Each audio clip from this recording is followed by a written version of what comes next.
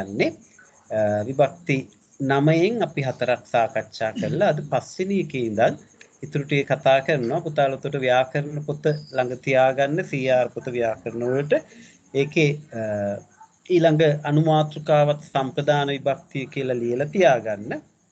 ඒක අපි හඳුනගෙන මම සටහන් දෙන්නේ නැහැ. මොකද පොත පෙළ පොතේ සටහන ප්‍රමාණවත් අපිට ඊට අමතර දේවල් තමයි නැත්නම් ඒවල තියෙන ක්‍රියාකාරකම් මේවා තමයි අපි කරලා මේක විභක්ති ටික මතක තියාගන්න ඕන. ගිය සතියේම විභක්ති 9 ඉස්සෙල්ලා කටපාඩම් කරගන්න. ඒ කියන්නේ ප්‍රථමා ඉඳන් ආලපන විභක්තිය දක්වා විභක්ති 9 කටපාඩමින් කියන්න පුරුදු වෙන්න. ඊට පස්සේ විභක්තිය හඳුන්වලා දෙන හැටි අපි මතක තියාගන්න ඕනේ. හඳුන්වලා දුන්නු විභක්තිය ඊට පස්සේ අපිට නාමපද ලැබුණා මේවා මොන විභක්තියට අයිතිද කියලා කියන්නත් අපි දැනගෙන ඉන්න ඕනේ. එහෙනම් තමයි අපිට විභාගෙට එන්නේ. හරි. විභක්තිය වර්ණගීම පුළුවන් වෙන්න ඕනේ. විභක්තිය නාමපදයක් ලැබුණා කුමන විභක්තියට අයිතිද කියන එකත් අපි හඳුනා ගන්න පුළුවන් වෙන්න ඕනේ. ඒ සඳහා තමයි මේ පාඩම අපි ඉගෙන ගන්න. හරි. එහෙනම් පුතාලා ඇස්ති වෙන්න අපි සම්ප්‍රදාන විභක්තිය ඉඳන් ඉතුරු විභක්ති ටික සාකච්ඡා කරන්නයි මේ යන්නේ.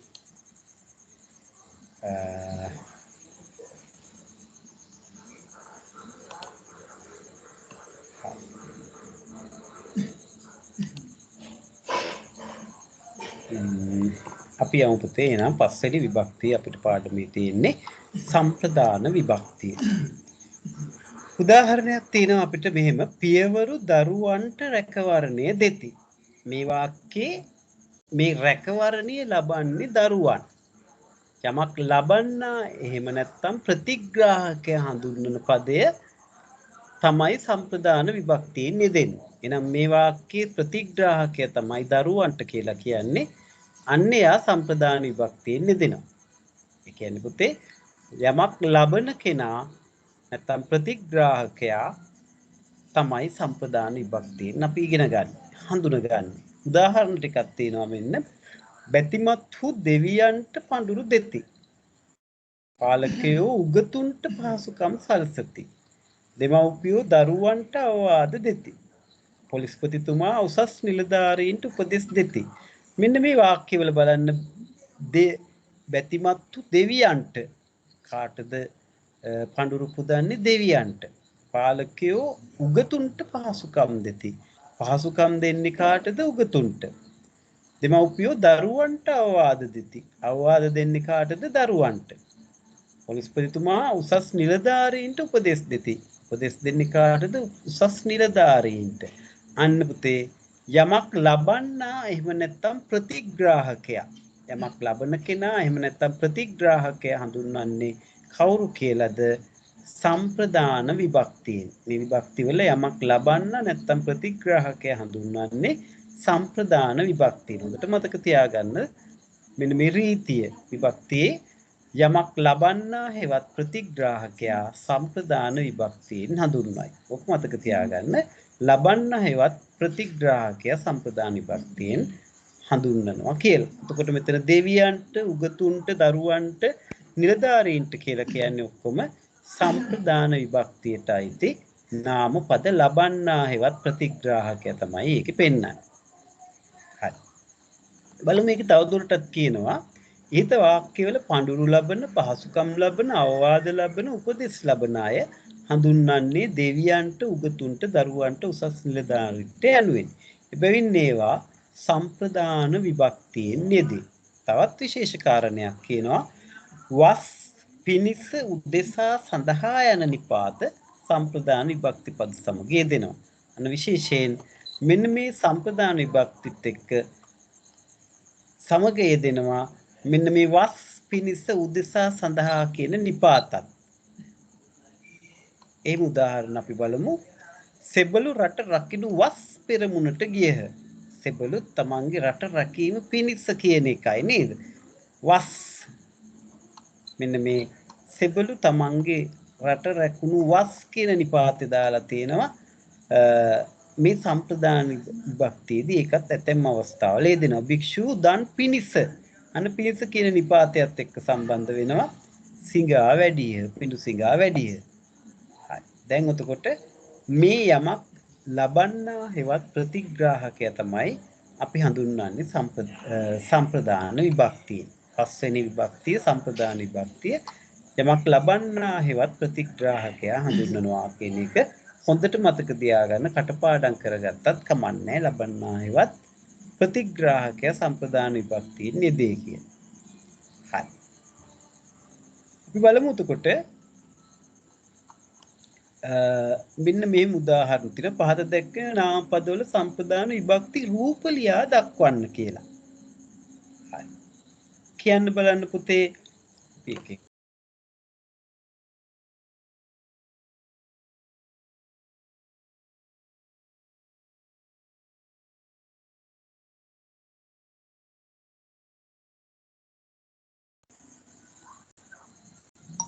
අයිතියක් හඟවන්න එනකොට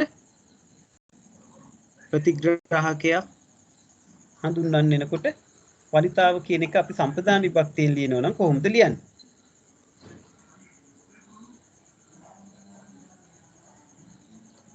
කීතකී කිව්වේ නැති හින්දා අපි යොමාල්ගෙන් ආමු අර ලේසි පුතේ. මේ වනිතාව කියන එක අපි සම්ප්‍රදාන විභක්තියෙන් යමක් ලබන්නා කියන අදහසින් කියනකොට වනිතාවට නේද පුතේ වනිතාවට වනිතාව නම් ලබන්නා කියන අදහසින් එනකොට වනිතාවට කියලා යෙදෙනවා. අදුර සංචාරකයා ලකිත කියන්නේ පුතේ සංචාරකයා කියන සම්ප්‍රදාන විභක්තියට යෙදුනාම කොහොමද එන්නේ? ලබන්නා හෙවත් ප්‍රතිග්‍රාහකයා කියලා කියන්නේ කොහොමද? අපි මේ සංචාරකයා අපිට ඇහුන්නේ නැහැ. ලකිතයි කියන්නේ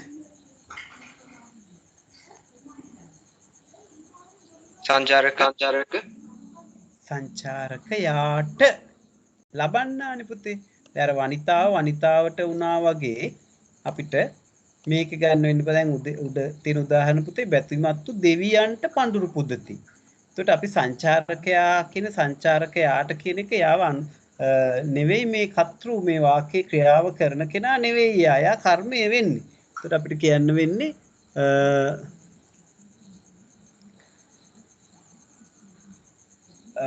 ගැමියා සංචාරකයාට මඟ පෙන්නුවේය. අන්න ප්‍රතිග්‍රාහකයා ලබන්න වෙන්නේ යා.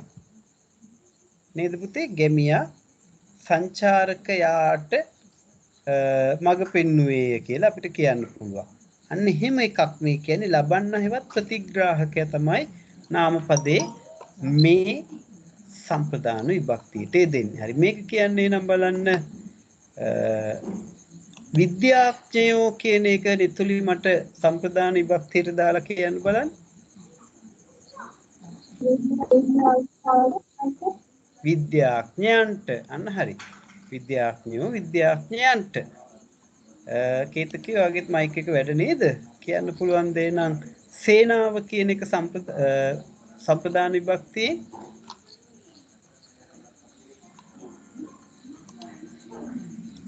කේතකී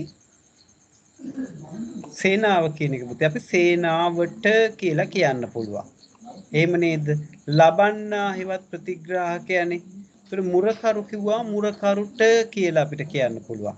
අන්න පුතේ හොඳට මතක තියාගන්න නම් සම්ප්‍රදාන විභක්තියෙන් කියන්නේ යමක් ලබන්නා හෙවත් ප්‍රතිග්‍රාහකයා හඳුන්වන්නේ සම්ප්‍රදාන විභක්තියෙන්. එතකොට මෙතන තිබ්බ මේ උදාහරණවල වනිතාව කිව්වොත් වනිතාවට කියලා අපිට කියන්න පුළුවන්.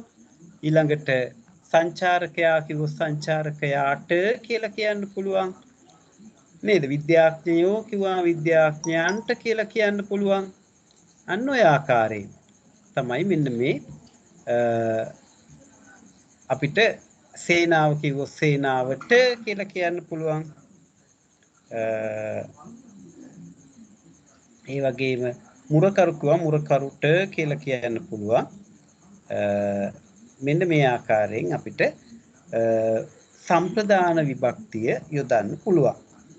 ඉතින් ඒකදී හෝම්වර්ක් වලට කරන්න ඕන පහේ දෙක කොටස සම්ප්‍රදාන විභක්ති වචන යොදා වාක්‍ය සකස් කරන්න කියලා. ඒකට උඩ තියෙන වාක්‍ය සම්ප්‍රදාන විභක්ති වචනම දාලා අපිට වාක්‍ය හදන්න පුළුවන් වනිතාවට.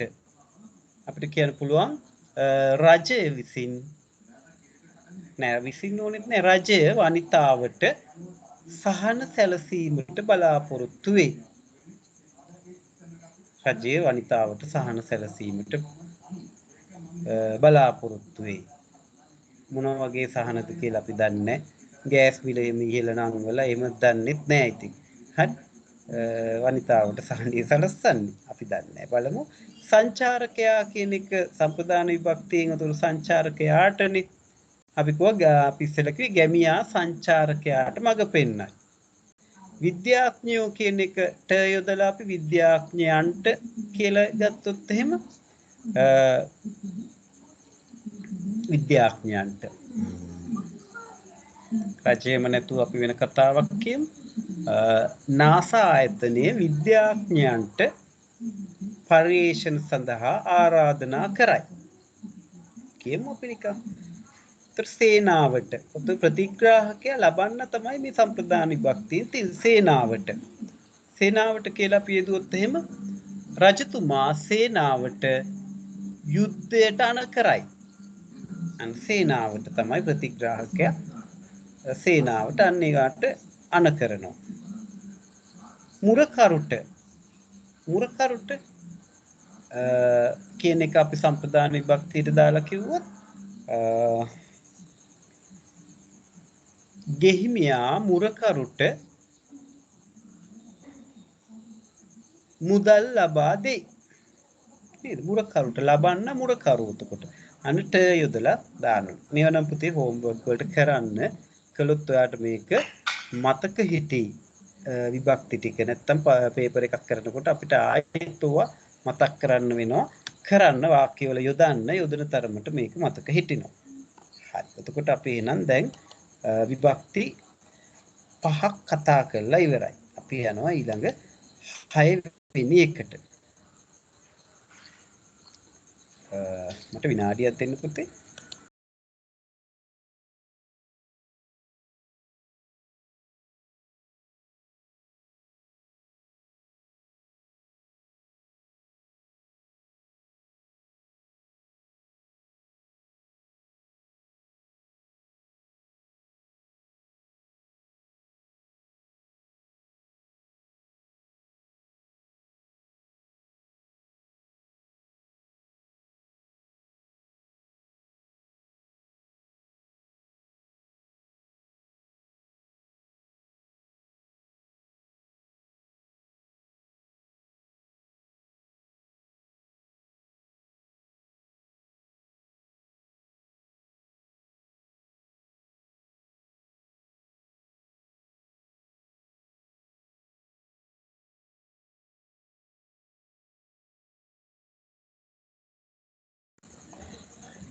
හරි පුතාලා අපි එතකොට විභක්ති 5ක් කතා කරලා ඉවරයි. අපි යනවා 6 වෙනි විභක්තියට. අවදි විභක්තිය. පුතාලට මේවල තේරෙන්නේ නැති තැනක් තිබ්බොත් අනිවාර්යයෙන්ම අහන්න. හසලිකා දුව මොකද පරක්කුනේ?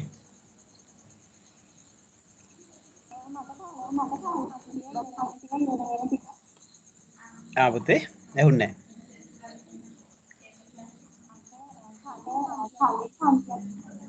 කලින් පන්තියක් තිබ්බා ඒක ඉවරනේ පරක්කුණාද පුතේ? හරි. අපි පුතේ විභක්ති පාඩමේ ඉන්නේ. මම මුලින් පළවෙනි ගිය සතියේ කරපු විභක්ති 4 මතක් කළා. ඊට පස්සේ පස්වෙනි විභක්තිය තමයි දැන් කතා කළේ සම්ප්‍රදාන විභක්තිය. මම රෙකෝඩින් එකක් දාලා තිබ්බා පුතාට මුල ටික අවශ්‍ය වුණොත් හෙට බලන්න අපේ ක්ලාස් ටියුට් එකේ රෙකෝඩින් එක තියෙනවා. ඒකෙන් බලන්න. එහෙම නැත්නම් මං ලින්ක් එක දාන්නම් YouTube එකේ ක්ලාස් එක බලන්න පුළුවන් හෙට අද ක්ලිප් කරපු ටික. හරි. හරි. මුල ටික බලා ගන්න පුතේ. මම මතක් කළා ගිය සතියේ කරපු ටික. දැන් අපි මේ සම්ප්‍රදාන විභක්තිය කතා කරලා ඊළඟට අවදි විභක්තියට යන්නේ. එකයි කලේ ඊට පස්සේ. හරි. පුතාට දිගටම 8:00 වෙනවද ක්ලාස් එකට ජොයින් වෙනකොට? අද විතරයි නේ. හරි. 8ට කරන්න පුළුවන් නේ අපේ ක්ලාස් එක දිගට නේ.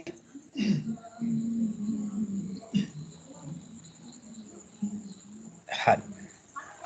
පුතාලට එහෙම මොනවා හරි ගැටලුවක් තියෙනවා නම් පන්ති 8ට අමාරුයි 8:00ට දාන්න ඕනද එහෙම කියලා කියන්න. නැත්නම් අපි 8ටම පටන් ගන්නවා. වෙලාව අපි වෙනස් නොකර පුළුවන් තරම් කරන් යන්න බලමු. සමහර දූල පුතාලට රෑ වැඩි වෙනවා. සමහරුන්ට තව ක්ලාස් තියෙනවා. ඒ වගේ ගැටලු තියෙනවා. අපි දිගට මේ වෙලාව තියාගෙන යමු. ඔයගලන්ට මොනවා හරි අපහසුතාවයක් තිබ්බොත් විතරක් වෙලාව අපි ඉස්සරහට හරි පස්සට හරි එහෙම ගන්න පුළුවන්. හරි. මම පේපර්ස් ටික බලලා ඉවර නෑ පුතේ. මම ඉස්සෙල්ලත් කිව්වා ලබන සතිය අනිවාර්යයෙන්ම ඔයගලන්ට පේපර්ස් ලකුණුත් එක්ක දෙනවා. ලකුණු ටික එවලා අපි උත්තර කතා කරමු ලබන සතියේ. හරි. එහෙනම් අපි ඊළඟ විභක්තියට යමු. අවදි විභක්තිය. බලමු මේකේ උදාහරණ මෙහෙම තියෙනවා අපිට. පුතාලා එතකොට අතන ඉඳ තියාගන්න ඕන ඔයගොල්ලෝ සම්ප්‍රදාන විභක්තිය කියලා අනුමාතෘකාව ලිව්වා. ඒකේ අර සම්ප්‍රදාන විභක්තියෙන් වාක්‍ය පහ හදන්න. අපි අර දාලා කතා කළානේ පහේ එක හරි පහේ දෙක කරන්න වාක්‍ය පහක් හදන්න ඉඳ තියලා අවදි විභක්තිය කියලා ලියන්න. මොකද අපි සටහන පොතේ තියෙන එකම ලියන එක තේරුමක් නැහැ. අපි කරන්නේ මේකේ පැවරුම් අභ්‍යාස ටික කරමින් මේක තවදුරටත් මතක තබා ගැනීම තමයි මේ කරන්නේ. හරි. එහෙනම් අපි අවදි විභක්තිය බලමු. පියවරු පාසලෙන් දරුවන් රැගෙන යති. අපිට දීලා තියෙන උදාහරණය තමයි පියවරු පාසලෙන් දරුවන් රැගෙන යති. එතකොට මේ වාක්‍ය අනුව මේ රැගෙන යාමේ සීමාව දක්වන්නේ පාසලෙන් කියන පදයෙන්. මේ රැගෙන යාමේ සීමාවක්. එහෙමනම් සීමාවක් වෙන්වීමක් පහවීමක් හඟවන පදේ දෙන්නේ අවදි විභක්තියෙන්. මොකද්ද? සීමාවක් වෙන්වීමක් පහවීමක් හඟවන පද යෙදෙන්නේ අවදි විභක්තියෙන්. අන්න පියවරු පාසලෙන් දරුවන් රැගෙන යති. පාසල කියන්නේ මේ වෙන ස්ථානයක් මේ වෙන්වීමක්. පාසල කියන තැනින් එළියට ගෙන්නනවා. එතකොට සීමාවක් වෙන්වීමක් පහවීමක්. මේ උදාහරණ පහෙන් හතරෙනුත් බලමු අපි. විදේශිකයෝ රටින් නික්ම යති. විදේශිකයෙක් කොහෙන්ද නික්ම යන්නේ? රටින්. රට කියන්නේ වෙන්වීමේ සීමාව. රටින් නික්ම යති. වෙලෙන්දෝ පදික වේදිකාවෙන් ඉවත්ව යති. වෙලෙන්දෝ පදික වේදිකාවෙන් තමයි ඉවත් වෙලා යන්නේ. ඉවත් වෙන සීමාව පදික වේදිකාව. අන්න එතකොට මේ අවදි විභක්තියෙන් වෙන්වීම සීමාව හඟවන පදයයි ගන්න. පදික වේදිකාවෙන් කියන්නේ අවදි විභක්තිය. ගොවියෝ වගාලින්දෙන් ජලය ගත්ත. වතුර ගත්තේ කොහෙන්ද? වගාලින්දෙන්. අන්න වෙන්වීම පහවීම සීමාව. ලින්දෙන් කියන්නේ සීමාවක්. එතකොට මෙතන අවදි විභක්තියෙන් යෙදෙනවා. කම්කරුවා වහලයෙන් බිමට බසී. බිමට බහින්නේ කොහෙන්ද? වහලයෙන්. අන්න එතකොට සීමාව පෙන්නනවා වහලයෙන් කියලා. අන්න උතර මෙන්න මේ වාක්‍ය හතරේ ගත්තාම මේ නික්ම යාමට, ඉවත්ව යාමට, ජලය ගැනීමට, බිමට බැසීමට සීමාව දක්වන්නේ රටින්, පදික වේදිකාවෙන්, ලිඳෙන්, වහලෙන් කියන පදවලින්. මේ පද අවදි විභක්තිය යෙදෙනවා. ලේසියිනේ පුතේ.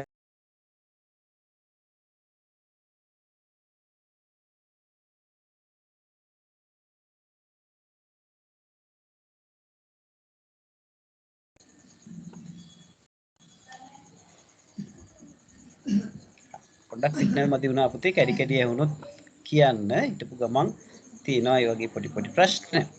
හරි. ඔයගොල්ලන්ට ඇහෙන්නේ නැත්තම් කියන්න. දැන් පැහැදිලිව ඇහෙනව නේද පුතේ?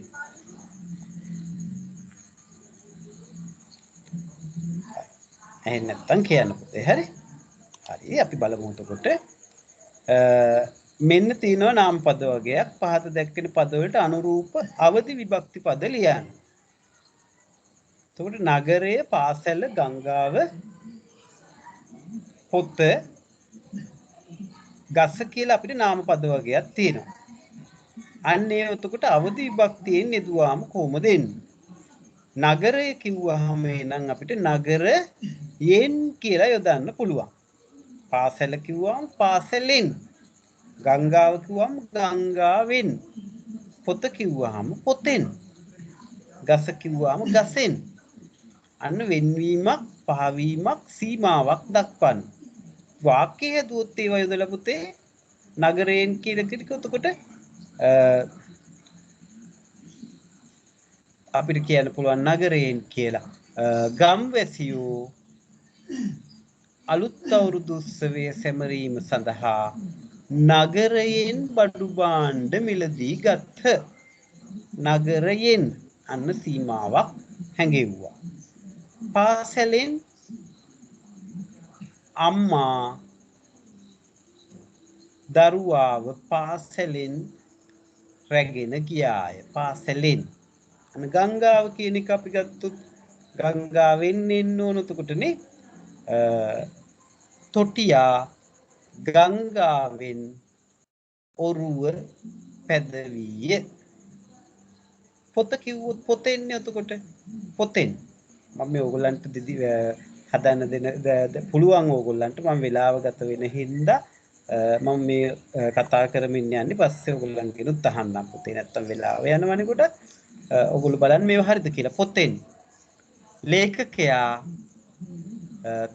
තම පොතෙන් කරුණු සොයා බැලුවේය. නැත්නම් ලේඛකයා වෙනත් පොතකින් කරුණු සොයා ගත්තේය. වෙනත් පොතෙන් නෑ ලේඛකයා තම පොතෙන් කමන්නේ ලේඛකයා තම පොතෙන් කරුණු සෙවීය.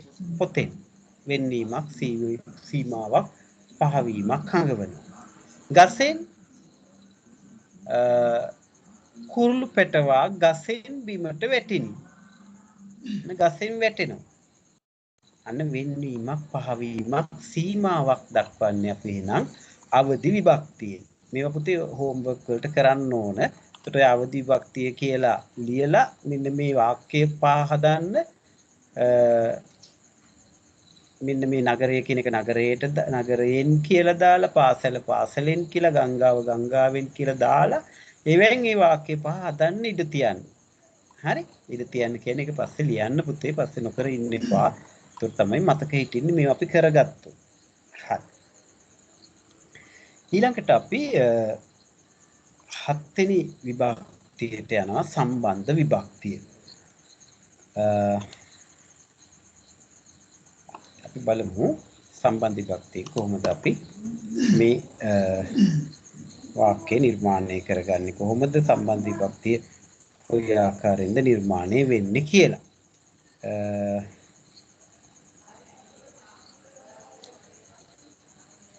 අපිට තියෙනවා මෙහෙම උදාහරණයක් පියවරු දරුවන්ගේ දස්කම් අගයති. පියවරු කාගේ දස්කම්ද අගයන්නේ දරුවන්ගේ. එතකොට මේක හැඳින්වීම කියනවා මේ විදිහට මේවා කියන දස්කම් යන්න අයත් වන්නේ දරුවන්ටය. දස්කම් අයිති වෙන්නේ කාටද? දරුවන්ට.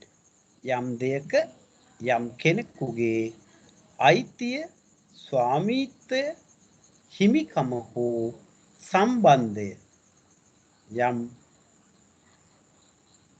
කෙනෙකුගේ අයිතිය ස්වාමීත්වය සම්බන්ධය කියන මෙන්න මේ අයිතිය ස්වාමීත්වය සම්බන්ධය කියන දේවල් හඟවනවා නම් ඒ හඟවන්නේ යොදන විභක්ති පදේ තමයි මොකද්ද පුතේ? සම්බන්ධ විභක්තියෙන් තමයි යොදන්නේ. දැන් අපිට අර උඩ කියපු පියවරු දරුවන්ගේ දස්කම් අගය කරති කිව්වහම මේ දරුවන්ගේ කියන්නේ ඒ හිමිකම අයිතිය සම්බන්ධය හඟවන පදේ. එහෙනම් මේ දරුවන්ගේ කියන පදය සම්බන්ධ විභක්තියට අයිති වෙනවා. තව එකක් බලමු අපි. උදාහරණ අපිට හතරක් තියෙනවා. මේ අපේ පාසලයි. අන්න අපේ කියන්නේ එතන අයිතිය ස්වාමීත්වය හිමිකම හඟවන පදය අපේ කියලා ඉදලා තියෙන්නේ. අන්න ඒකට අනුව අපිට උතකොට අපේ කියන්නේ සම්බන්ධ විභක්තිය. මේ සුරතල් නංගීගේ මාලයයි. අන්න කාගේ මාලයේද? සුරතල් නංගිගේ. එහෙනම් නංගිගේ කියලා කියන්නේ අයිතිය ස්වාමීත්වය හඟවන සම්බන්ධ විභක්තියට අයිති වන පදේ. එතකොට ආයිතින දරුවන්ගේ අදහස් වැදගත්තේ. කාගේ අදහස් වැදගත්න්නේ? දරුවන්ගේ. එහෙනම් මේ දරුවන්ගේ අදහස් වැදගත් කිව්වාම දරුවන්ගේ කියන්නේ අයිතිය ස්වාමිත්වය හිමිකම හැඟවෙන පදය. ඒකට අනුව එතකොට දරුවන්ගේ කියන්නේ සම්බන්ධ විභක්තියටයි අයිති. ඒ ඊතා මිහිරි කවිය ගැල් කරුවාගේ. අන්නේ ඊතා මිහිරි කවිය කාගේද? ගැල් කරුවාගේ. එහෙනම් ගැල් කරුවාගේ තමයි අයිතිය ස්වාමිත්වය. අන්න සම්බන්ධ විභක්තියෙන් අපිට ගණන්නේ එතකොට ගැල් කරුවාගේ කිය.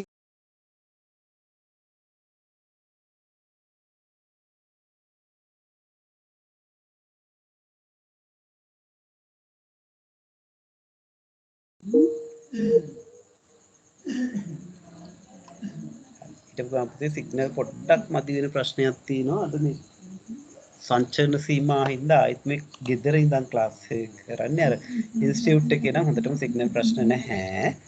ඒකින්ද පොඩි ගමන් සිග්නල් අඩු වෙලා කැඩි කැඩි ඇහෙනවා වෙන්නේ නැති ඔයගලන්ට මම හිතන්නේ දිගටම එහෙම නැහැ. දැන් හරි. හරි. අපි බලමු එතකොට.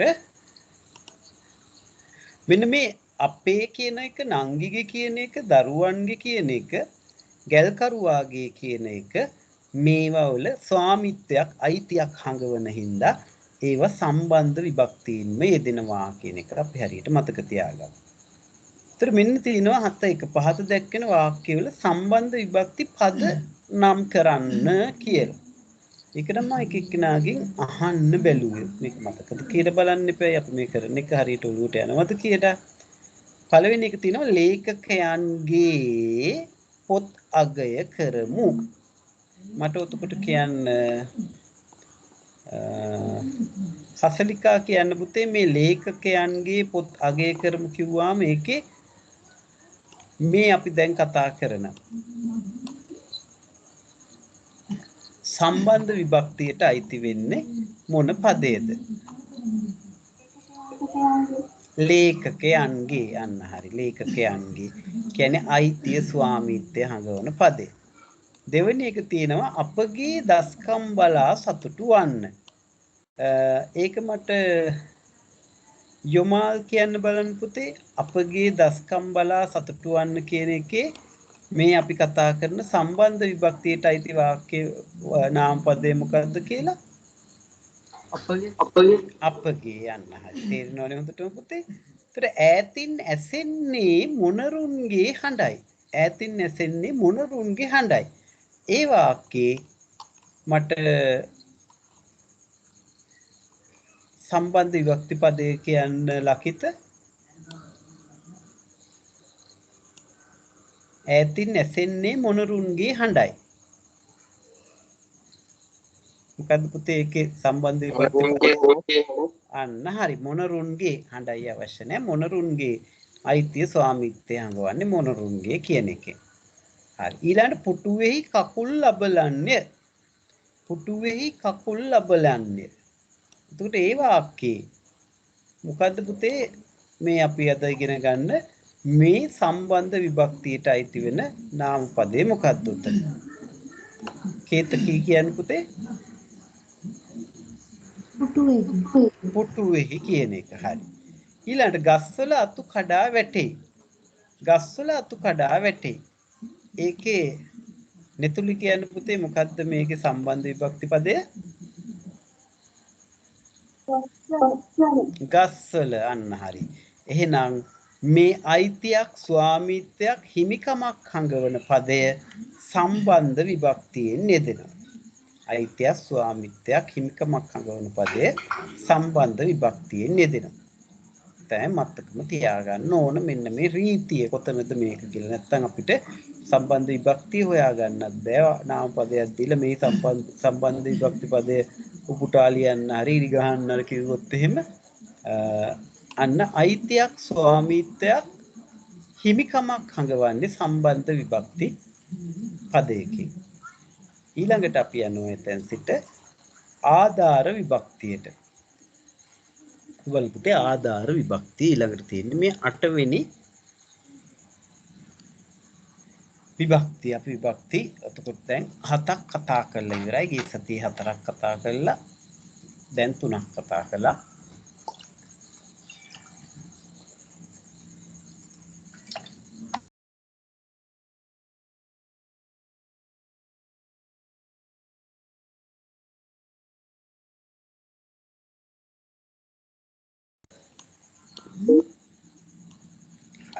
බලමු. ආධාර විභක්තිය කොහොමද හඳුන්වලා දෙන්නේ? පියවරු නිවෙස්හි වෙසෙන දෙවිවරුය. පියවරු නිවෙස්හි වෙසෙන දෙවිවරුය. පියවරු දරුවන් කෙරෙහි දයාව පාති. පියවරු දරුවන් කෙරෙහි දයාව පාති. මුලින් තිබ්බේ නිවෙස්හි තද කළු අකුරෙන් තියෙනවා. දෙවෙනි එක දරුවන් කෙරෙහි කියන එක තද කළු අකුරෙන් තියෙනවා. එතකොට බැලුවහම මේ වාක්‍යයේ පියවරුන්ට වාසය කිරීමට ආධාර වී ඇත්තේ නිවාසයි. පියවරුන්ට වාසය කරන්න ආධාර වෙලා තියෙන්නේ නිවාස. අන්න ඒකින්ද එතකොට මේ දෙයක් පැවැත්මට හෝ දරා ගැනීමට ආධාර වන පදය ආධාර විභක්තියෙන් යෙදෙනවා කියලා කියනවා. යම්කිසි දෙයක් පැවැත්මට හරි දරා ගන්න හරි ආධාර වන පදය ආධාර විභක්තියෙන් යෙදෙනවා. ඒ කොහොමද? නිවෙස්සිය යන්නේ දෙන්නේ ආධාර විභක්තියෙන්. අන්න පැවැත්මට හෝ දරා ගැනීමට පියවරු නිවෙස්සි වෙසෙන දෙවිවරුය. කොහෙද වෙසෙන්නේ? නිවෙස්සි. මෙතන දරා ගැනීම තියෙන්නේ නිවසේ. ඒ වගේම පියවරුන් දරුවන් කෙරෙහි දයාව පාති. අන්න කවුරු කෙරෙහිද දයාව පාන්නේ? දරුවන් කෙරෙහි. අන්න එතකොට මෙන්න මේ දරුවන් කෙරෙහි කියන්නේ පැවැත්මට දරා ගැනීමට ආධාර වන්නේ මෙන්න මේ දරුවන් කෙරෙහි කියන එක. අන්න එහෙනම් මේ ආධාර විභක්තියෙන් යෙදෙන්නේ පැවැත්මට හෝ දරා ගැනීමට ආධාර වන පද. පැවැත්මට හෝ දරා ගැනීමට ආධාර වන පද ආධාර විභක්තියෙන් යෙදෙනවා. පැවැත්මට හෝ දරා ගැනීමට ආධාර වන පද ආධාර විභක්තියෙන් යෙදෙනවා. මේ තියෙන උදාහරණයක්. ශිෂ්‍යයෝ පන්ති කාමරයේ ඉගෙන ගනිති. ශිෂ්‍යයෝ කොහෙද ඉගෙන ගන්නේ? පන්ති කාමරේ. තරුණයෝ සැනකෙළි බිමෙහි සැරිසරති. කොහෙද සැරිසරන්නේ? සැනකෙළි බිමේ. රජු කෙරෙහි තේජස් පවතී. කොහෙද තේජස් පවතින්නේ? රජු කෙරෙහි. සිසුහු පුටුවල වාඩි වෙති. සිසුහු වාඩි වෙන්නේ කොහෙද? පුටුවල. අන්න එන බලන්න ඔය තද කළු අකුරෙන් තියෙන්නේ නම් ආධාර විභක්ති පදේ නේද කියලා. පන්ති කාමරේ, සැනකෙළියේ, රජු කෙරෙහි, පුටුවල මෙන්න මේ දරා ගැනීමක් ආධාර වීමක් මේ වලින් හඟවනවා. අන්න ආධාර විභක්තිය. යම්කිසි වාක්‍යයක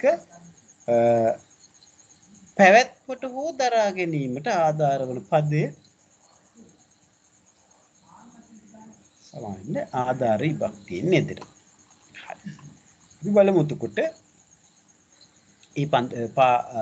උදාහරණවල පන්ති කාමරයේ, සැනකෙළියේ, රජු කෙරෙහි, පුටුවල කියන පද තමයි ආධාර විභක්තියෙන් යෙදෙන්නේ. දැන් මෙතන තියෙනවා පහත වාක්‍යවල ආධාර විභක්ති පද යටින් නිරි අඳින්න කියලා.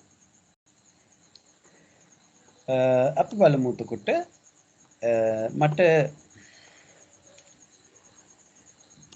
යොමාල් කියන්න පළවෙනි එක. මොකද්ද මේ වාක්‍යයේ ආධාර විභක්ති පදය? ගුරුවරුන් කෙරෙහි ගෞරවය පතුරවමු.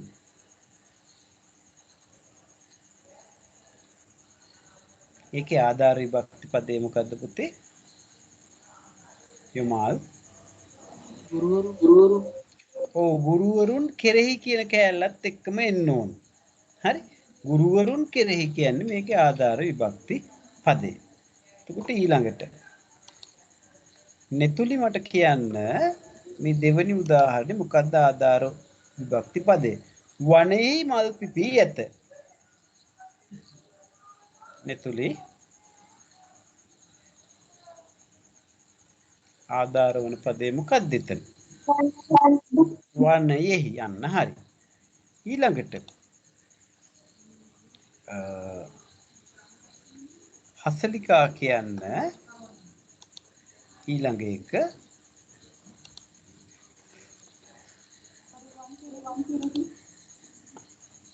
ඔබ පුතේ දෙමව්පියෝ දරුවන් කෙරෙහි මෙත් පතුරුවති. ඒකේ ආධාර විභක්තිය මොකද්ද? දරුවන් කෙරෙහි. හොඳයි. ඊළඟ ගස්වල සියොත්තු නද දෙති. ලකිත මට කියන්න ගස්වල සියොත්තු නද දෙති කිව්වාම මොකක්ද ඒකේ ආධාර විභක්ති පදය?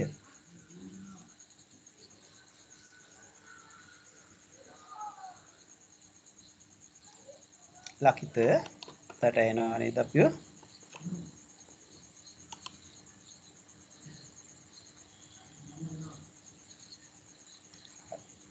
ලකිතගේ මයික් එක වැඩ නැද්ද දන්නේ නැහැ නේ. අපි නම් ඒකත් අහමු යමාල්ගෙන්. යමාල් කියන පුතේ ගස්වල සියොත්තු නද දෙති කිව්වාම ආධාර විභක්තියට එන්නේ මොකද්ද? අපිට ඇහුන්නේ නැහැ නේ. ගස්වල අන්න හරි. ලේසි මේවා. බය නැතු උත්තර දෙන්න. හරි. එතකොට පස්වෙනි එක සිල්වතුන් කෙරෙහි සිත් පහදී. සිල්වතුන් කෙරෙහි සිත් පහදී කියන වාක්‍යයේ ආධාර විභක්ති පදේ මොකක්ද කියලා මං අහනවා. ලකිතගේ මයික් එක වැඩ වුණේ නැහැ නේද? අකේත කියයිත් කියන්න බලන්න පුතේ. ඒ වාක්‍ය අනුව සිල්වතුන් කෙරෙහි සිත් පහදී. ආධාර විභක්ති පදය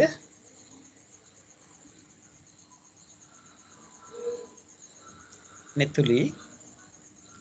හරි කමන්නේ ආධාර විභක්ති පදය වෙන කෙනෙක් කියන්න බලන්න පුතේ. සිල්වතුන් කෙරෙහි සිත් පහදී කියන එකේ ආධාර විභක්ති පදය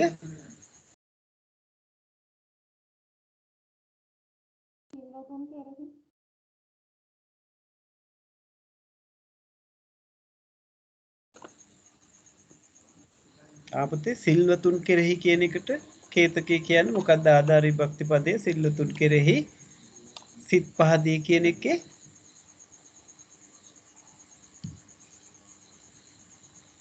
තලට ඇහෙනව නේද මාව?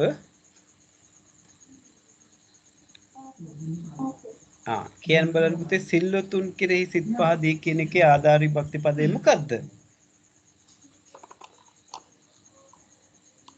ඔව් කේතකී කියන්න බලන්න. ආධාර විභක්ති පදේ පුතේ මොකද්ද මෙතන? සිල්වතුන් කෙරෙහි. අන්න ආධාර විභක්ති වලදී එතකොට යම් කිසි පැවැත්මට හෝ දරා ගැනීමට ආධාර වන පදය ආධාර විභක්තියෙන් යෙදෙනවා කියන එක තමයි උතුම් අපි දැනගන්න ඕන. හරි එතකොට අපි විභක්ති 8ක් ඉවර කරලා තියෙනවා. එතකොට ඒකේ ඔයා 8 එක අභ්‍යාසය කරන්න ඕන. එතන ආධාර විභක්තිය කියලා ලියලා ඒ කෙටි ප්‍රශ්න රූලක් කැරුලා ක්ලාස් වලට වාක්‍ය 5 නිර්මාණය කරන්න. නැත්නම් ඒක යටින් ඊරි ගහලා පෙන්නන්න. මෙන්න මේවල ආධාර විභක්ති පදේ මේවා කියලා. හරි. ඊළඟට අපි යනවා මේ විභක්ති 9 අවසානයේක ආලපන විභක්තිය. ඒකත් බලමු.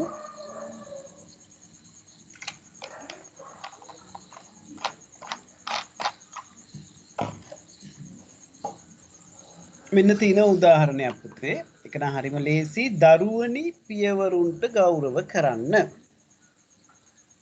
අන්න මෙහි දරුවනි යන පදය ආමන්ත්‍රණය සඳහා යොදා ගනී. දරුවනි පියවරුන්ට ගෞරව කරන්න. සිසුනි පාඩමට සවන් දෙන්න. ඔහොම කියන්න පුළුවන් නේද? අන්න එතකොට මේ දරුවනි කියන පදය ආමන්ත්‍රණය සඳහා යොදා ගන්න එකක්. යම් කෙනෙකුට අමතන්න ඕනුනාම එමතුම් ලබන්නා හඳුන්වන්නේ ආලපන විභක්තිය. අමතන කෙනා නෙවෙයි එමතුම් ලබන කෙනා හඳුන්වන්නේ ආලපන විභක්තියෙන්. බලමු හරි ලේසි. මේ දරුවනි යන පදය ආමන්ත්‍රණයට යොදාගෙන යම් කෙනෙකුට අමතන විට එමතුම් ලබන්න ආය දෙන්නේ ආලපන විභක්තියෙන්. දුව මෙහි එන්න. වනිතාවනි පෙරට එන්න. නරඹන්නෙනි සවන් දෙන්න. කුමරුනි මේ මල්දම පිළිගන්න. එතකොට මෙන්න මේ තද කළු අකුරෙන් තියෙන ආමන්ත්‍රණ පදය તો යම් කිසි කෙනෙකුට අමතන නැත්නම් ඇමතුම් ලබන්න අපි ආලපන විභක්තියෙන් යොදන්න. උදාහරණ ටික පැහැදිලි. එතකොට මේ වාක්‍යවල දුව වනිතාවනි නරඹන්නනි කුමරුනි කියන්නේ ආලපන විභක්ති පදේ. එතකොට මෙන්න උදාහරණ ටිකක් දීලා තිනවා. ඒ වල ආලපන විභක්ති පද වලට යටින් ඉරි ගහන්න කියලා. අපි ඉරි ගහන එක දෙද්දි හෝම්වර්ක් වලට කරන ඉඳ දැන් නිකන් චුට්ටක් අහලා බලමු නේද? කවුද කියන්නේ ඉස්සෙල්ලා අපිට? යොමාල් කියන්න බලන්න පුතේ පළවෙනි එකේ මොකද්ද ආලපන විභක්ති පදය කියලා? නිදන්න පුත රන් කිරි. ආලපන විභක්ති පදේ මොකද්ද පුතේ එතන? නිදන්න පුත. ඔව් පුත කියන එක නිදන්න කියන එක අවශ්‍ය නැහැ. අතන පුත මේ ආමන්ත්‍රණයනේ පුතේ. ආමන්ත්‍රණයක් සඳහා යොදා ගන්නකොට ඇමතුම් ලබන්න අය දෙන්නේ ආලපන විභක්තියෙන්. එතකොට ඇමතුම් ලබන්න තමයි නැත්නම් ආමන්ත්‍රණය ලබන්නනේ ආලපන විභක්තිය. එතකොට නිදන්න පුත රන් කිරීකම පුත කියන්නේ ආලපන විභක්ති පදේ. ඒක මුලට මේ දෙන්න ඕනේ මැදට දෙන්නත් පුළුවන් මේ ආලපන විභක්ති. එතකොට දුවේ එන්න මද නලේ. එන්න මද නලේ කියන එකේ මොකද්ද ආලපන විභක්ති පදේ? ඒක මට කියන්න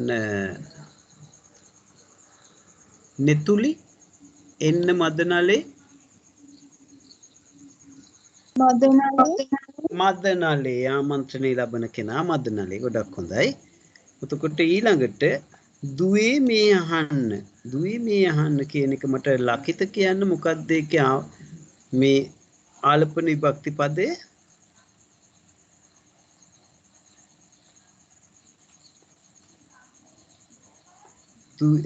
දුවේ මේ අහන්න. ඒක හමු ලකිත පුතේ පුළුවන්ද කියන්න මයික් එක වැඩද? දුවේ මේ අහන්න කියන එකේ ආලපන විභක්ති පදය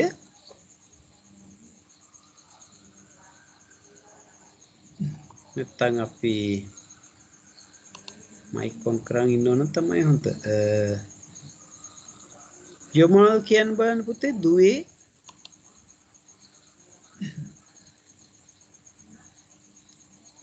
දුවේ මේ අහන්න කිව්වම දුව තමයි දුවේ කියන්නේ ආලපන විභක්ති පදේනේ. හරි. හතර බලන්න පුතුනේ මේ බලන්න. පුතුනේ මේ බලන්න කිව්වම ආලපන විභක්ති පදේ මොකද්ද? පුතුනේ. මිනිස්සුනි යහ වැඩෙහි යෙදෙන්න. මිනිස්සුනි යහ වැඩෙහි යෙදෙන්න ආලපන විභක්තිය දැක්ක ගමන් තේනවා අපිට මිනිස්සුනි කියලා. හරි. ඒවා එතකොට ඒක ආලපන විභක්තිය කියලා ලියලා මෙන්න මේ පැවරුම් දෙකම යටින් ඉරි ගහන එකයි දී ඇති නාම පදවල ආලපන විභක්ති බහුවචන පද ලියන්න කියන එකයි. වනිතාව කිව්වනම් ඒකේ බහුවචන වනිතාවනි කියලා වගේ ගන්න පුළුවන් බහුවචන නේද? മന്ത്രിවරයා മന്ത്രിවරුනි, ලේඛකයා ලේඛකවරුනි, රියදුරා රියදුරනි, විචාරකයා විචාරකයිනි කියලා අපිට ලියන්න පුළුවන්. හරි. ඇමතුම් ලබන කෙනා විදිහට. හරිද? එතකොට අපි මේ දීර්ඝ වශයෙන් අද මේ කතා කරන්නේ විභක්ති පාඩම. ගිය සතියේ විභක්ති 4ක් අපි විස්තර කළා. අද ඊළඟ විභක්ති 5 තමයි මේ කතා කරමින් යන්නේ. එතකොට විභක්ති 9 කටපාඩම් කරගන්න ඕන රීතියත් එක්ක පුතාලා. හරි. එතකොට විභාගෙට ගැටලුවක් වෙන්නේ නැහැ. දැන් මෙන්න අපිට උදාහරණයක් දීලා තියෙනවා නාම පදයක් නැත්නම් නාම ප්‍රකෘතියක් ඒ විභක්තියේ ඒක වචන බහු වචන විදිහට වර නැගිච්ච ආකාරය. අපි චුට්ටක් ඒකත් බලමු.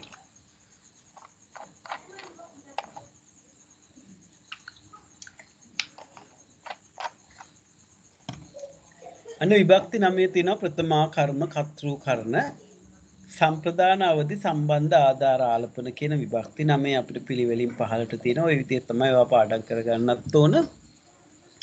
අන්න ඒක වචන බහු වචන වල මෙන්න මේ වරණැගෙන ආකාරය කෝවුලා කියන කෙනාව.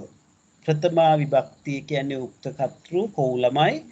බහුවචනයේ කෝවුලෝ කර්මය කෝවුලා කෝවුලන් කියලා ගන්නවා කර්තෘ කෝවුලා විසින් කෝවුලන් විසින් කියලා කියනවා කරන කෝවුලා කරන කොටගෙන නැත්නම් හේතු කොටගෙන කෝවුලන් කරන කොටගෙන සම්ප්‍රදාන විභක්තියේදී කෝවුලාට ලබන්නා ඉවත් ප්‍රතිග්‍රාහකයා කෝවුලාට කෝවුලන්ට කියලා බහුවචනේ අවදි කෝවුලාගෙන් කෝවුලන්ගෙන් සම්බන්ධ කෝවුලාගේ කෝවුලන්ගේ අන්න එතකොට ආධාර විභක්තියේ කෝවුලා කෙරෙහි කෝවුලන් කෙරෙහි කියලා අපිට කියන්න පුළුවන්. අපි එතකොට ආලපන විභක්තිය අවසානයේදී ආමන්ත්‍රේ කෝවුල කියලා කතා කරනවා. කෝවුලෝ කියන්න බෑ. කෝවුල ඒක වචනයි බහුවචන කෝවුලනි ආලපන ආමන්ත්‍රණයෙන් කතා කරනකොට. හරි. අන්න අපි ඒකත් කතා කළා. මේක පුළුවන් නම් පුතාලා පෙළ පොතේ ඔය අභ්‍යාසයේ අවසානයේ ලියලා තියාගන්න. එතකොට ඔයාට විභක්ති නමේට මේක වර්ණගෙන ආකාරය පහසු වෙනවා. ඔයත් වැඩ කරද්දී. කින්ද ඒක ලියලා තියාගන්න. ඊළඟට වගුවක් සම්පූර්ණ කරන්නයි තියෙන්නේ. ඒකත් හෝම්වර්ක් කරන්න පුළුවන් නේද? ඊළඟට දෙවෙනි එක පහත දැක්වෙන කතාවේ තදකලු අකුරින් දැක්වෙන පදවල විභක්ති ලියන්න කියලා තියෙනවා. ඒකත් කරන්න පුළුවන් දැන් විභක්ති නමය දන්න හින්දා.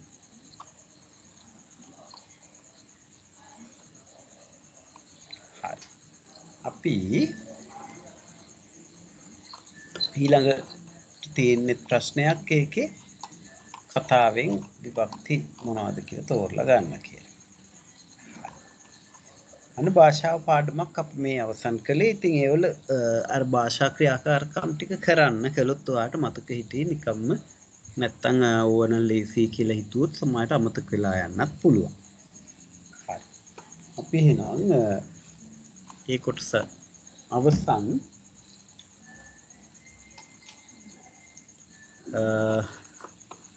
අපි පුතාලා අර සැලීනි සංදේශේ ප්‍රශ්න කීයක් එදා සාකච්ඡා කළාද? මේක නැත්තම් පුතාලට ගැටලුවක් තියෙනවද මේ විභක්ති වල මීට වඩා තව පැහැදිලි කිරීමක් අවශ්‍යද? මට චුට්ටක් ඒකත් කියන්න. විභක්ති නමය තේරුණාද පුතාලට? උදාහරණ සමග මතක තියාගන්න පුළුවන් දේවල් තේරෙන්නේ නැති තැන් තව මොනවද තියෙනවද? තියෙනවද පුතාලා? තියෙනවා නම් චුට්ටක් මට කියන්න. නොතේරෙන තැනක් මම අහන්න එක එක්කෙනා කේතකී තේරුණාද විභක්ති නමය? ඔව් සර්. යොමාල් තේරුණාද පුතා විභක්ති නමය? ඔව් සර්. නෙතුලි තේරුණාද පුතේ? ඔව් සර්. හතලිකා තේරුණාද විභක්ති නමය?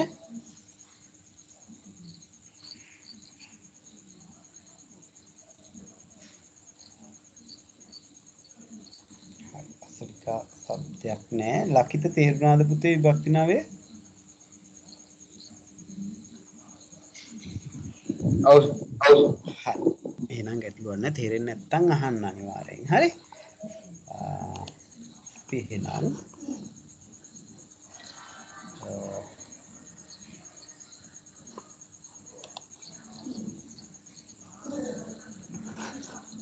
සාහිත්‍ය පොතේ දා අපි මග විසිතුරු නැත්තම් සැලීනි සංදේශයෙන්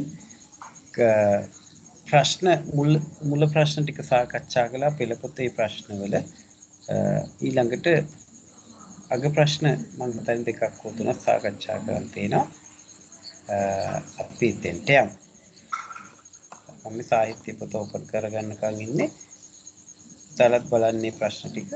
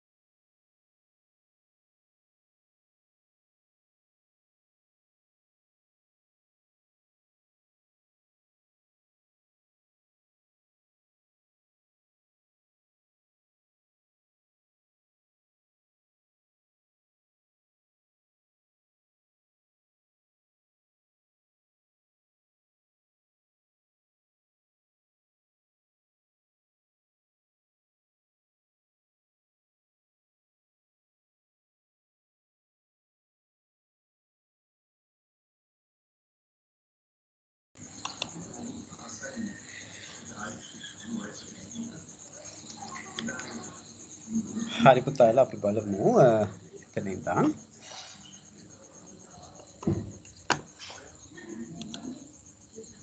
තවතකට විභක්ති වල මට පැවරුම් ටික නම් කරලා එවන්න විභක්ති 9ෙම ගිය සතියේ කරපු ඒවලත් එක්කම අමතක කරන්න එපා. එහෙම කළොත් තමයි අපිට මතක හිටින්නේ. නැත්නම් විභාගෙදි කෙලින්ම වචනයක් දීලා නාමපදයක් දීලා ඒක මොන විභක්තියටද අයිති කියලා කිව්වට අපිට මතක හිටින්නේ නැහැ. ඒ වෙනුවෙන් අපි වැඩ කරලා මතක තියාගන්න වෙනවා. හරි. පුතාලට ඇහෙනව නේද මාව?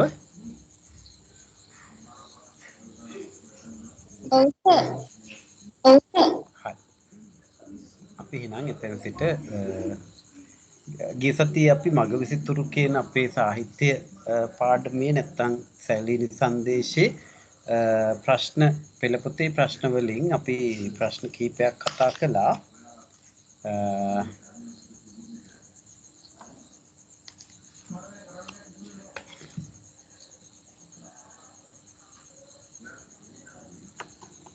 අපි මෙතෙන්ට බලන්න.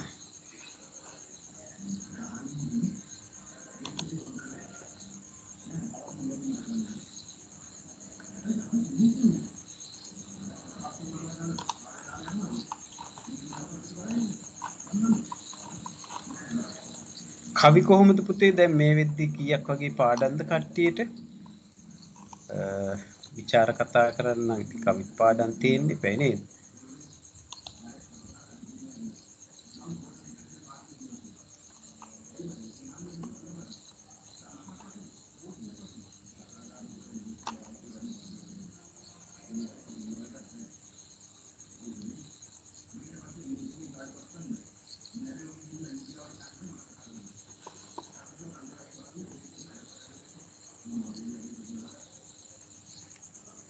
පුතාලා කවි තත්ත්වය කොහොමද මේ වෙද්දි?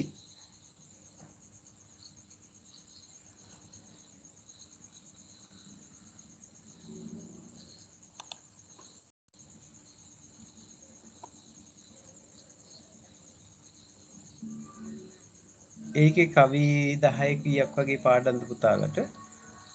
මාව ස්ටක් වෙලාද ඔයගලන්ට ඇහෙනවද පුතේ? ඇහෙනව නේද?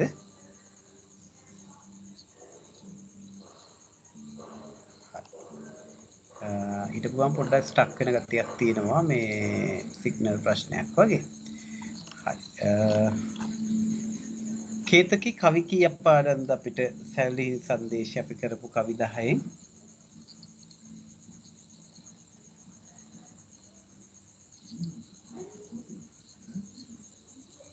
පුතේ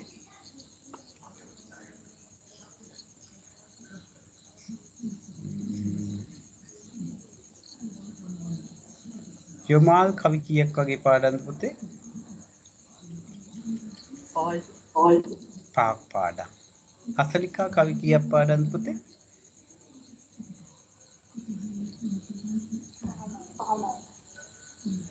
පහක්ද පාඩම් පුතේ? හතක් පාඩම්. හොඳයි. ලකිත කොහොමද පුතේ කවි කීයක් වගේ පාඩම්ද? හතරක් වගේ. හතරක් වගේ පාඩම්. කවි 10 පාඩම් කරගන්න පුතේ. එතකොට අපිට විචාර ලියන්න ගැටලුවක් වෙන්නෙම නැහැ. අපි ගත්තොත් එහෙම පළවෙනි ප්‍රශ්න 3 එදා අපි සාකච්ඡා කළා. සැලීනි සංදේශේ නැත්තම් මග විසිතුරු කියන අපිට මේ කොටසේ කවි 13 කවි 10ක් නෙවෙයි 13ක් තියෙනවනේ එතන. හංස සංදේශින් 10ක් තියෙන්නේ. මේ කවි 13න් අපි කවි 13 අවසන් කළා. ප්‍රශ්න 3ක් අවසන් කළා. කතා කළා. මතකයිනේ නේද? එතකොට ඉතුරු ටික තමයි අපිට ප්‍රශ්න දෙකක් වගේ තව තියෙනවා. ඒ දෙකත් අපි පොඩ්ඩක් සාකච්ඡා කරමු.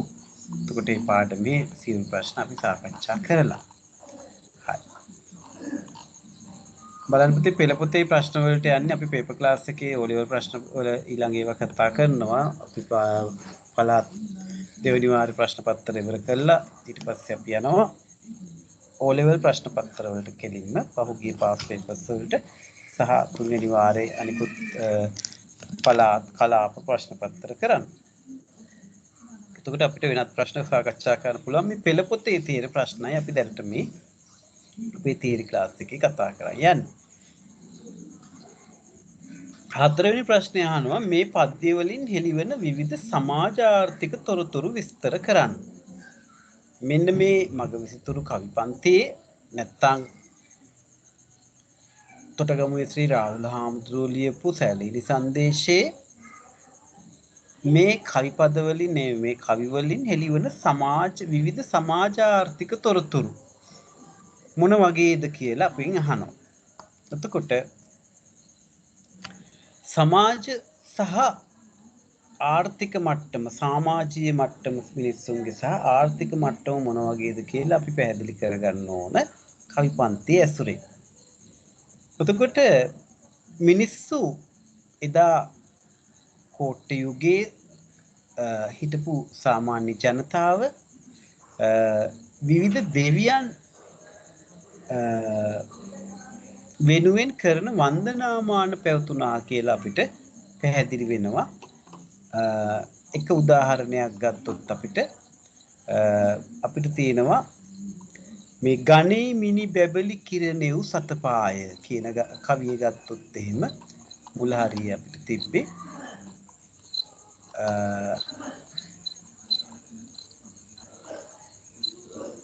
දෙවනි කවියෙන් තියෙනවා ගණේ මිනි බැබලි කිරණෙව් සතපාය රණේ යටග සැවුලිදු දද ගලපාය අනේ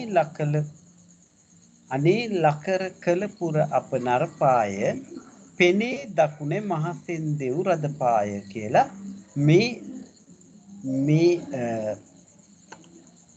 කවි පන්තියෙන් එතකොට අපිට මේ කවියෙන් හොඳටම තේරෙනවා මේ කතරගම දෙවියන් වැනි දෙවිවරුන් වන්දනා කරන සමාජ පිළිවෙත් අපේ විවිධ සමාජ ආර්ථික තොරතුරු කිව්වහම විවිධ දෙවියන් වෙනුවෙන් කරන වන්දනාමාන අපේ ජනතාව අතර තිබ්බ කියන හොඳ කවියක් තමයි මේකේ අපිට කියනවා කතරගම දෙවියෝ වෙනුවෙන් දේවාලයක් කරලා තියෙනවා කියලා නේද? එතකොට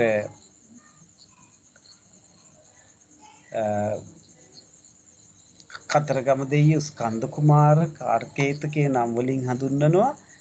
මූණු 6යි අත් 12යි මොනර වාහනයයි කොඩි කුකුළුරුවක් තියෙන මේ කතරගම දෙවියන් වෙනුවෙන් වන්දනා කරන විවිධ දෙවි දේවතාවුන් වෙනුවෙන් වන්දනාමාන කරන ජනතාවක් එදා කෝට්ටේ යුගයේ හිටියා කියලා කියන්න හොඳ උදාහරණයක් තමයි ගණේ මිනි බැබලි කිරණෙව් සතපාය රණේ යටක සැවුලිදු දද ගලපාය කියන කවිය.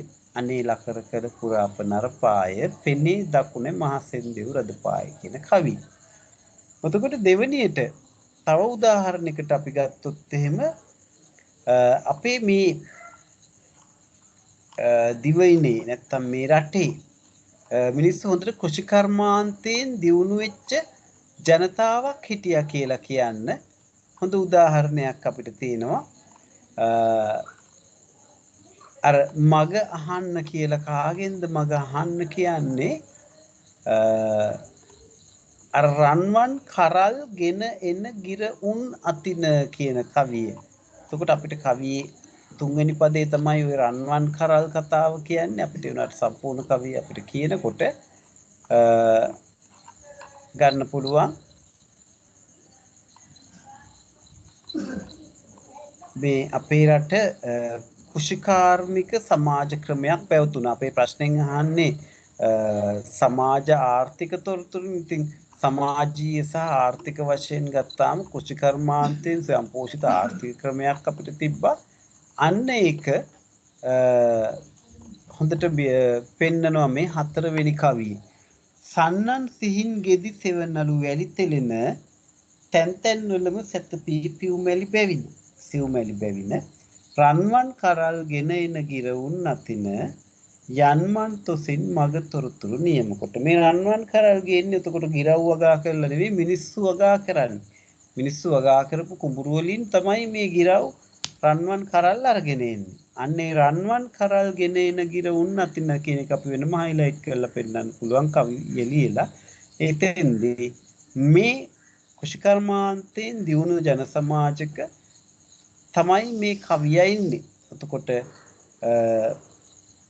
කුෂිකර්මාන්තයේ දෙන ගොවි ගෙවිලියෝ හොඳට වගා කරලා තිබෙන්න ගිරවුන්ට රන්වන් කරල් කඩාගෙන යන්න පුළුවන්.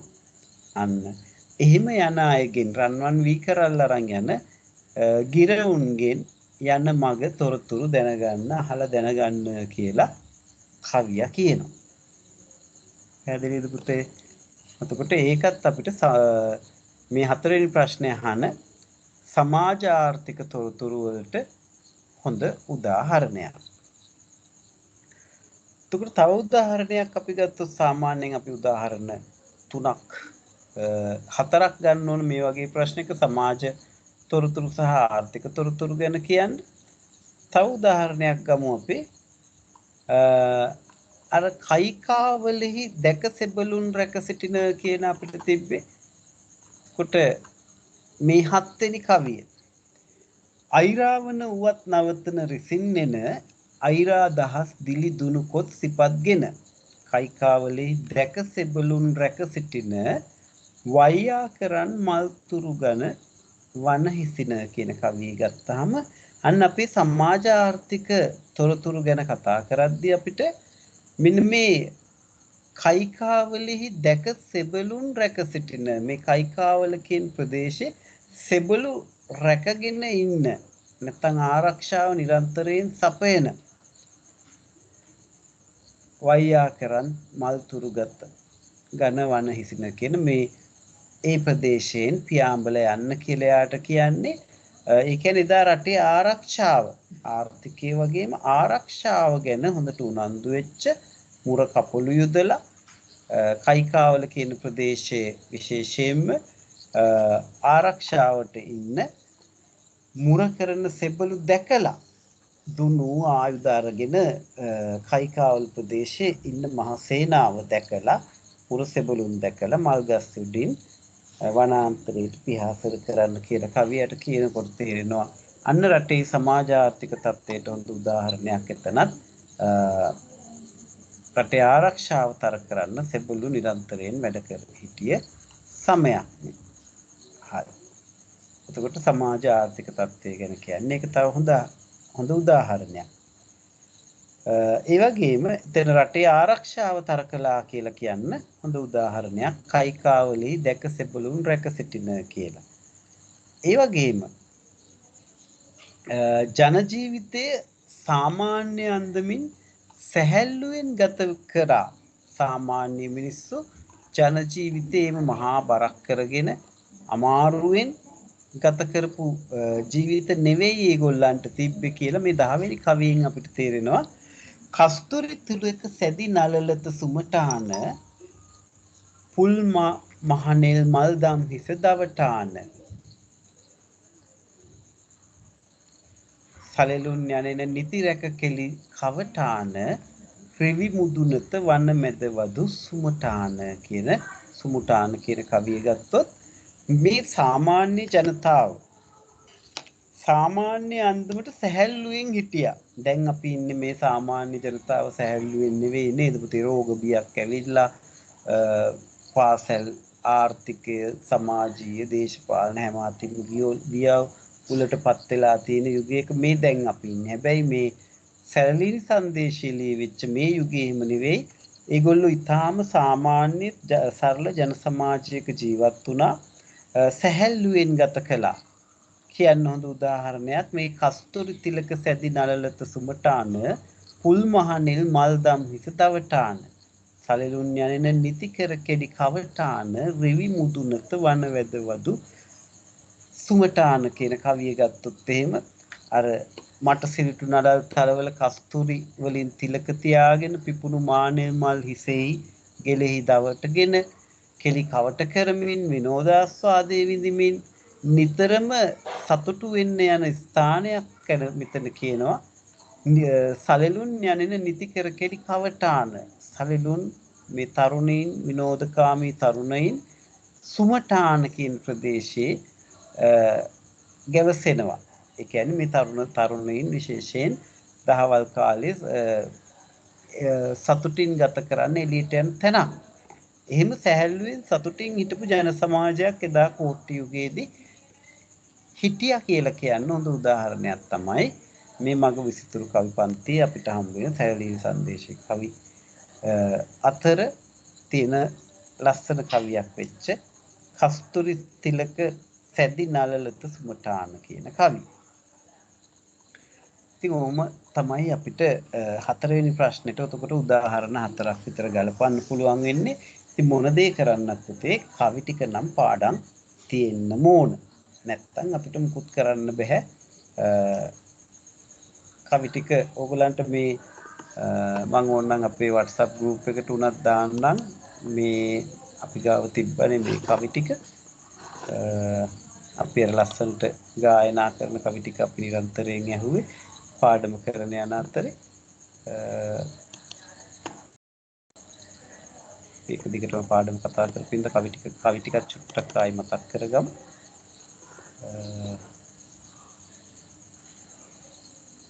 මම මේක ඔයගොල්ලෝ group එකටත් දාන්නම්. එතකොට තව චුට්ටක් ඔයගොල්ලන් මේකත් එක්ක කියවමින් හරි මේක තව චුට්ටක් මතක තියාගන්න බලන්න. විචාරයක් ලියන්න ඕන ප්‍රශ්නයක් උතේ මේක. ඒ කියන්නේ ලේසි කවි 13ම පැහැදිලිව ලේසි කියන්න පුළුවන් සරල අදහස් තියෙන්නේ. අමාරු දේවල් ඇත්තෙම නැහැ. කවි ටික පාඩම් නම් හොඳ විචාරයක් ලකුණු 15ක 10ක අපිට ප්‍රශ්න එන විදිහට ලියන්න පුළුවන් එකක්. ඒකින්ද අතාරින්න එපා. සැලීනි සංදේශයේ මග විසිතුරු කවි 13 අනිවාර්යෙන් පාඩම් කරන් විචාර ලියමු. ටක් කවි ටික අපි අහලෙමු දැන් මතක් කරගත්තෙන්ද?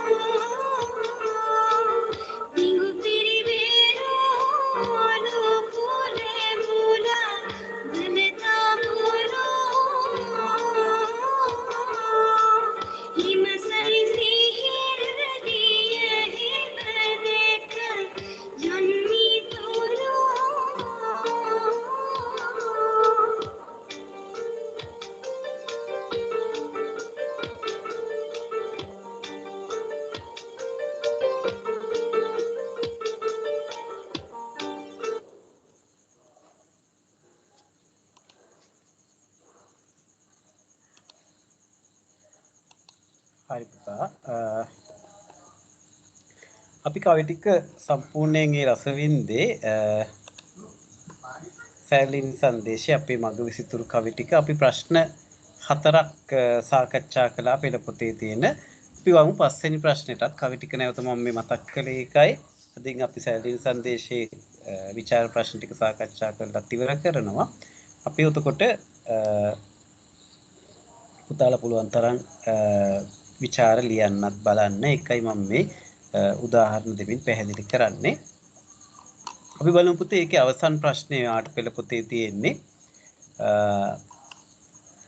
කවියා දූතයාට පෙන්වන චමත්කාර ජනක වනපියසෙහි අසිරිය සාකච්ඡා කරන්න.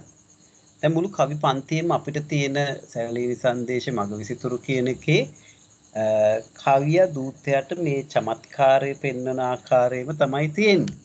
සාකච්ඡා කරන්න ඕන. අපි ගත්තොත් එහෙනම් අපි සාමාන්‍යයෙන් අපි මෙවැනි විචාරයක් ලියද්දී අපේ පෙළ පොතේ තියෙන කවි අනුපිළිවෙලට තමයි අපි පුළුවන් තරම් කවි ටික උදාහරණ දෙන්න උත්සාහ කරන්නේ. එහෙම ගත්තාම අපි ගත්තොත් එහෙම දැන් ප්‍රශ්න අහන්නේ අපිට කවියා දූතයාට පෙන්වන චමත්කාර ජනක වනපියසෙහි අසිරිය කොයි ආකාරයෙන්ද කියලා මේ වනාන්තරය නැත්තම් මේ සැලලිහිණිය ගමන් කරන්නේ මග නැත්තම් මග විසිතුරු කියන අපි මේ වනාන්තරයේ අලංකාරය තමයි නිරන්තරයෙන් කතා කරන්නේ. ඒකෙදි මේ වනාන්තරේ කොයිතරම් දුරට ලස්සනද අලංකාරව නිර්මාණය කරලා තියෙනවද කියන එක නැත්තම් කවිය වර්ණනා කරලා තියෙනවද වනාන්තරයේ තියෙන ස්වභාවය කොයිතරම් ආකාරයෙන් දූතයා කියන්නේ සැලලිහිණියටනේ එයාට කොච්චර ලස්සනට කියලා දෙනවද කියන එකයි අපි සාකච්ඡා කරන්න ඕන. එතකොට අපි උදාහරණ තුනක්වත් දෙමින් විස්තර කරන්න ඕන එකක්. අපි බලමු කවි කිහිපයක් ඒකට. මේ 6 වෙනි කවිය ගත්තත් දැන් අපි කවි ටික රස විඳින ගමන් අපි චමත්කාරයේ වින්දනය ඇත්තට පරිසරයේ තියෙන චමත්කාරය අපි රූප රාමුවලුත් දැක්කා. කවියේ ගීතවත් ගායනා කරන ආකාරයනුත් රස වින්දා.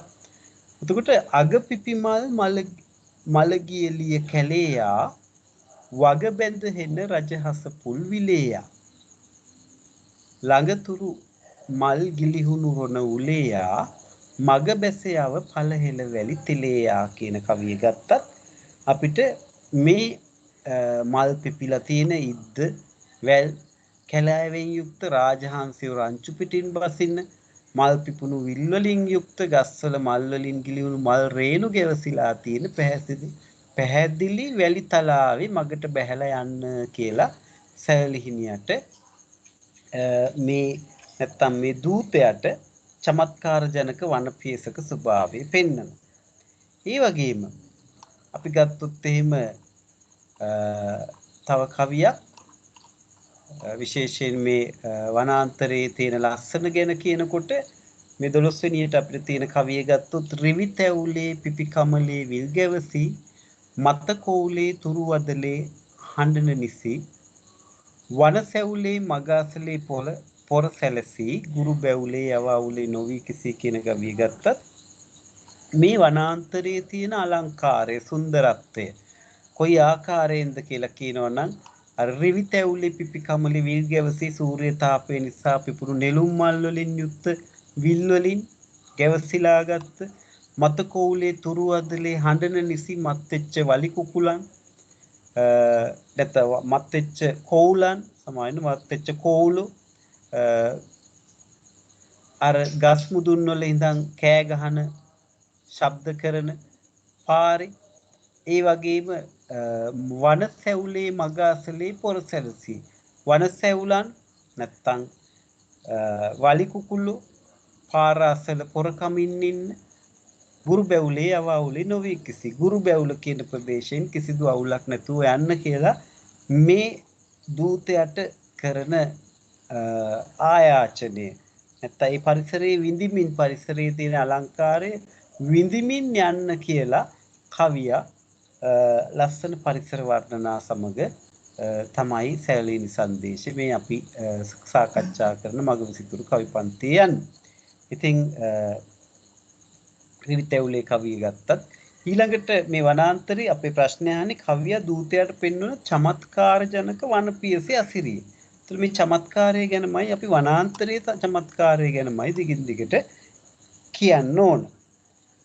එතකොට ඒ වගේම අපිට තව තියෙනවා මේ 13 වෙනි කවිය ගත්තත් වනසිරි පියුම් රා බඳරන බරණ යුරු වටපිරිසු පුල් දුනුකේ මල් මුරුත තුරු බිඟුපිරි වැරු ඔලු පුලඹුල් වල තඹුරු හිමසරි සිහිල් දිය හෙබ දැක යන් මිතුරු අන්න මෙන්න මේ යහළුවට යා කියනවා නැත්තම් මේ අපේ දූතයාට මේ සැලලිහිණියට කියන්නේ කොහොමද වනයේ කියන සිරි දෙව්දුවගේ නැත්තම් ශ්‍රියාකාන්තාවගේ පද්ම රාග මාණික්කයෙන් වඳින ලද රන් ආභරණ වගේ වනසිරි පියුම් රා බඳ රණ බරණ යුරු අන්න ඒ වගේම වටපිරිසු පුල් දුනුකේ මල් මුරුත තුරු හොඳට පිපිච්ච දුනුකේ ගස්වල මල් පිපුණු ඒ වගේම බිඟුපිරි වැරු ඔලු පුලඹු වල තඹුරු ඒ වගේම කවුද මේ බිඟු මීමැස්සු පිරිවැරු ඕලු මානෙල් එළමානෙල් නෙළුම් කියන මල් වලින් පිරිච්ච හිමසරි සිහිල් දිය හෙබ දැක යන් මිතුරු හිම හා සමාන මේ සීතල ජලයෙන් යුක්ත ගැඹුරු ජලාශයේ දැක යන්න. ඉතින් පුතේ අපි කවියේ තේරුමත් එක්ක තමයි මේ ਵਿਚාරයේදී උත්තරේ ගලපන්න ඕන. නිකන් අපි කවිය ලියලා මේකේ තියෙන්නේ ඔය කවිය කියන්නේ චමත්කාරයේ වනාන්තරයේ චමත්කාරයේ කියලා ලියලා බෑ. කවියේ තේරුමත් එක්ක උතකට අපි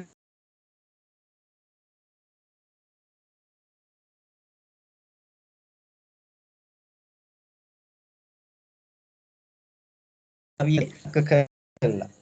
කවියෙන් කියවෙන දේ ප්‍රශ්නේ තමයි දූතයාට පෙන්වන චමත්කාර ජනක වනපියසේ අසිරිය කියන එක අපි මතක් කරන්න ඕන ඒ කරන ගම.